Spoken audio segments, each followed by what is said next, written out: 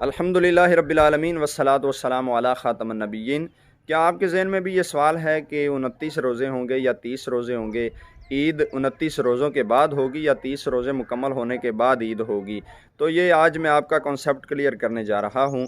تو دوستو، محکمہ موسمیات والے اور حکومت کی طرف سے تو واضح طور پر اعلانات ہو رہے ہیں کہ یہ چاند 29 کا نہیں بلکہ 30 کا ہو رہا ہے، اور محکمہ موسمیات کی بھی خبریں ہم پڑھ رہے ہیں کہ یہ چاند 29 کا ہے یا 30 کا۔ تو محکمہ موسمیات والوں کی بھی رائے یہ ہے کہ یہ چاند 30 کا ہوگا، لیکن دوستو حتمی فیصلہ تو کرنا ہے ہماری حلال کمیٹی نے، جو حکومت نے رویت حلال کمیٹی بٹھائی ہے، اصل فیصلہ ہے ان کا۔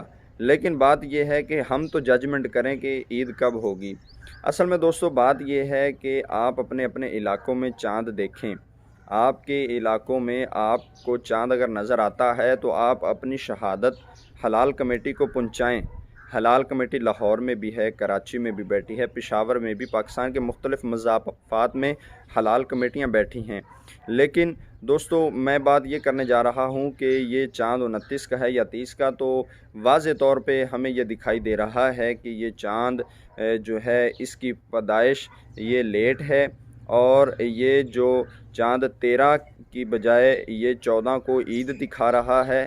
13 کی عید نہیں ہونے جا رہی بلکہ 14 کی عید ہونے جا رہی ہے، یہ واضح طور پہ دکھائی دے رہا ہے، اور مختلف ماہر فلکیات نے اس کی تصدیق کی ہے۔ اس کے علاوہ مختلف لوگوں نے جو اجرام فلکی سے تعلق رکھتے ہیں، انہوں نے بھی اس چیز کی وضاحت کی ہے کہ یہ چاند 30 کا ہو سکتا ہے۔